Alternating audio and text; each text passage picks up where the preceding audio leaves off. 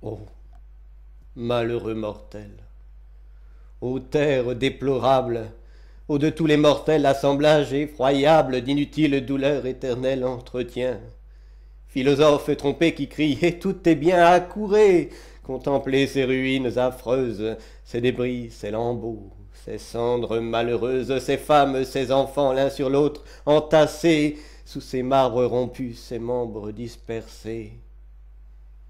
100 000 infortunés que la terre dévore, qui, sanglants, déchirés et palpitants encore enterrés sous leur toit, terminent sans secours dans l'horreur des tourments leur lamentable jour. Aux cris demi-formés de leurs voix expirantes, au spectacle effrayant de leurs cendres fumantes, direz-vous, c'est l'effet des éternelles lois qui d'un Dieu libre et bon nécessite le choix? Direz-vous, en voyant cet amas de victimes, Dieu s'est vengé leur mort et le prix de leurs crimes? Quel crime, quelle faute ont commis ces enfants sur le sein maternel écrasés et sanglants? Lisbonne, qui n'est plus, eut-elle plus de vices que Londres, que Paris plongé dans les délices? Lisbonne est abîmée et l'on danse à Paris. Tranquilles spectateurs, intrépides esprits, de vos frères mourants contemplant les naufrages, vous recherchez en paix les causes des orages. Mais du sort ennemi, quand vous sentez les coups, devenus plus humains, vous pleurez comme nous. Croyez-moi, quand la terre entr'ouvre ses abîmes, ma plainte est innocente et mes cris légitimes. Partout environné des cruautés du sort, des fureurs des méchants, des pièges de la mort, de tous les éléments éprouvant les atteintes, compagnons de nos maux, permettez-nous les plaintes. C'est l'orgueil, dites-vous, l'orgueil séditieux qui prétend qu'étant mal, nous pouvions être mieux. Allez interroger les rivages du Tage, fouillez dans les débris de ce sanglant ravage, demandez aux mourants dans ce séjour d'effroi si c'est l'orgueil qui crie au ciel, secourez-moi, au ciel, ayez pitié de l'humaine misère. Tout est bien, dites-vous, et tout est nécessaire. Quoi? L'univers entier, sans ce gouffre infernal, sans engloutir Lisbonne, eût-il été plus mal? Êtes-vous assuré que la cause éternelle qui fait tout, qui sait tout, qui créa tout pour elle, ne pouvait nous jeter dans ces tristes climats sans former des volcans allumés sous nos pas? Borneriez-vous ainsi la suprême puissance? Lui défendriez-vous ou d'exercer sa clémence? L'éternel artisan n'a-t-il pas dans ses mains des moyens infinis, tout prêts pour ses desseins? Je désire humblement, sans offenser mon maître, que ce gouffre enflammé de soufre et de salpêtre eût allumé ses feux dans le fond des déserts. Je respecte mon Dieu, mais j'aime l'univers. Quand l'homme ose gémir d'un fléau si terrible, il n'est point orgueilleux, hélas, il est sensible. Les tristes habitants de ces bords désolés, dans l'horreur des tourments, seraient-ils consolés si quelqu'un leur disait « Tombez, mourrez tranquille, pour le bonheur du monde on détruit vos asiles, d'autres mains vont bâtir vos palais embrasés, d'autres peuples naîtront dans vos murs écrasés, le Nord va s'enrichir de vos pertes fatales, tous vos maux sont un bien dans les lois générales, Dieu vous voit du même œil que les vils vermisseaux, dont vous serez la proie au fond de vos tombeaux. » Ah, des infortunés, quel horrible langage, cruel, à mes douleurs, n'ajoutez point l'outrage. Non, ne me présentez plus à mon cœur agité ces immuables lois de la nécessité, cette chaîne des corps, des esprits et des mondes, aux rêves des savants, aux chimères profondes. Dieu tient en main la chaîne, et n'est point enchaîné par son choix bienfaisant, tout est déterminé, il est libre, il est juste, il n'est point implacable.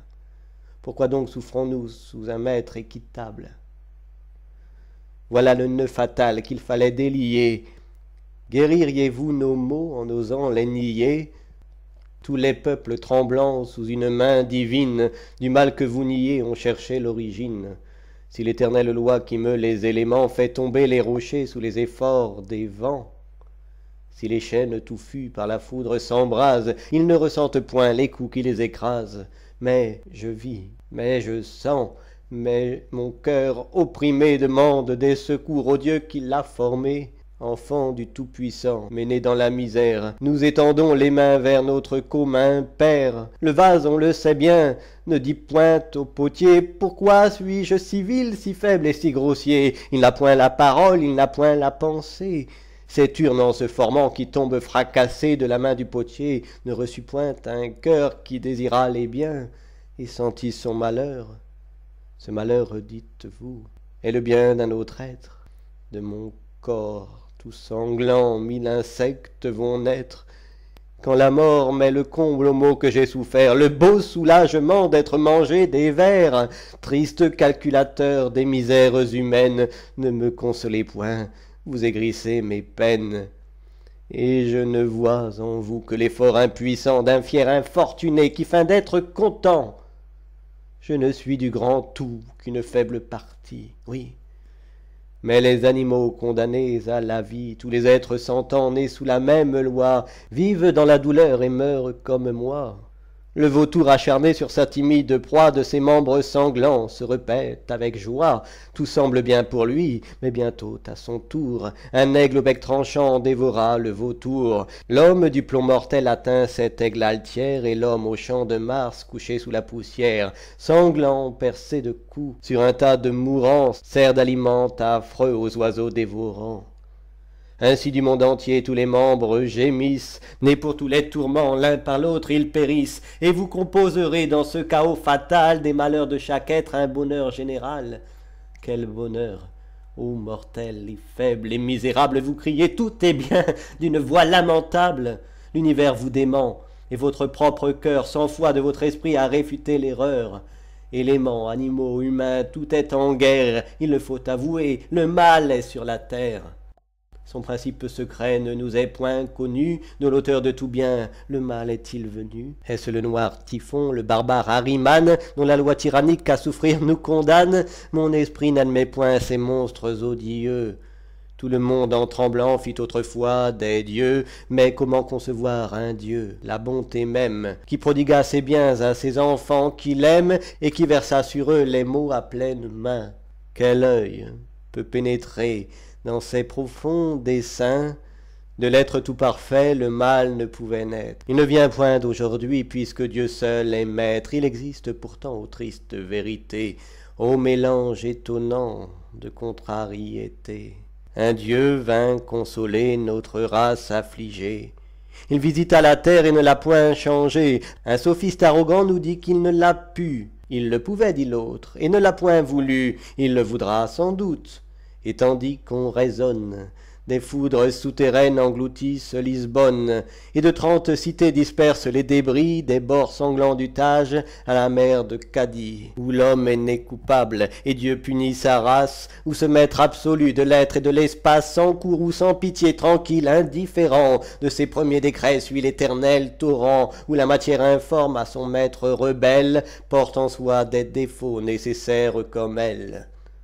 Ou bien Dieu nous éprouve, et ce séjour mortel n'est qu'un passage étroit vers un monde éternel.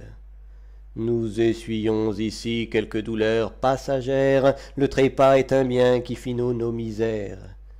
Mais quand nous sortirons de ce passage affreux, qui de nous prétendra mériter d'être heureux? Quelque partie qu'on prenne, on doit frémir sans doute, il n'est rien qu'on connaisse et rien qu'on ne redoute. La nature est muette, on l'interroge en vain. On a besoin d'un Dieu qui parle au genre humain. Il n'appartient qu'à lui d'expliquer son ouvrage, de consoler le faible et d'éclairer le sage. L'homme, au doute, à l'erreur abandonné sans lui, cherche en vain des roseaux qui lui servent d'appui. Leibniz ne m'apprend point par quels nœuds invisibles, dans le mieux ordonné des univers possibles, un désordre éternel, un chaos de malheur mêle à nos vains plaisir de réelle douleur, ni pourquoi l'innocent ainsi que le coupable subit également ce mal inévitable. Je ne conçois pas plus comment tout serait bien, Je suis comme un docteur, hélas, je ne sais rien. Platon dit qu'autrefois l'homme avait eu des ailes, un corps impénétrable aux atteintes mortelles. La douleur le trépas, n'approchait point de lui, de cet état brillant qu'il diffère aujourd'hui. Il rampe, il souffre, il meurt, tout ce qui naît expire, de la destruction la nature est l'empire. Un faible composé de nerfs et d'ossements ne peut être insensible au choc des éléments. Ce mélange de sang, de liqueur et de poudre, puisqu'il fut assemblé, fut fait pour se dissoudre, et le sentiment prompt de ces nerfs délicats fut soumis aux douleurs, ministre du trépas. C'est là ce que m'apprend la voix de la nature. J'abandonne Platon, je rejette Épicure. Belle en sait plus que tous, je vais le consulter. La balance à la main, Belle enseigne à douter, assez sage, assez grand pour être sans système. Il les a tous détruits, et ce combat lui-même, semblable à cet aveugle en butte aux Philistins, qui tomba sous les murs, abattu par ses mains. Que peut donc de l'esprit la plus vaste étendue? Rien. Le livre du sort se ferme à notre vue. L'homme étranger à soi de l'homme est ignoré. Qui suis-je, où vais-je, et d'où suis-je tiré? Atome tourmenté sur cet amas de boue que la mort engloutit et dont le sort se joue. Mais atomes pensants, atomes dont les yeux, guidés par la pensée, ont mesuré les cieux. Au sein de l'infini, nous élançons notre être. Que suis-je, où vais-je, et d'où suis-je tiré? Atomes tourmenté sur cet amas de boue que la mort engloutit et dont le sort se joue. Mais atomes pensants, atomes dont les yeux, guidés par la pensée, ont mesuré les cieux. Au sein de l'infini, nous élançons notre être, sans pouvoir un moment nous voir et nous connaître. Ce monde, ce théâtre est d'orgueil et d'erreur, est plein d'infortunés qui parlent de bonheur. Tout se plaint, tout gémit en cherchant le bien-être. Nul ne voudrait mourir, nul ne voudrait renaître. Quelquefois, dans nos jours consacrés aux douleurs, par la main du plaisir nous essuyons nos pleurs, mais le plaisir s'envole et passe comme une ombre. Nos chagrins, nos regrets, nos pertes sont sans nombre. Le passé n'est pour nous qu'un triste souvenir, le présent est affreux s'il n'est point d'avenir. Si la nuit du tombeau détruit l'être qui pense un jour, tout sera bien. Voilà notre espérance. Tout est bien aujourd'hui, voilà l'illusion. Les sages me trompaient et Dieu seul a raison. Humble dans mes soupirs, soumis dans ma souffrance, je ne m'élève point contre la providence. Sur un ton moins lugubre, on me vit autrefois chanter des doux plaisirs les séduisantes lois. D'autres temps, d'autres mœurs instruits par la vieillesse, des humains égarés partageant la faiblesse, dans une épaisse nuit cherchant à m'éclairer. Je ne sais que souffrir et non pas murmurer. Un calife, autrefois à son heure dernière, au Dieu qu'il adorait dit pour toute prière, « Je t'apporte, ô seul roi, seul être illimité, tout ce que tu n'as pas dans ton immensité, les défauts, les regrets, les maux et l'ignorance. » Mais il pouvait encore ajouter l'espérance.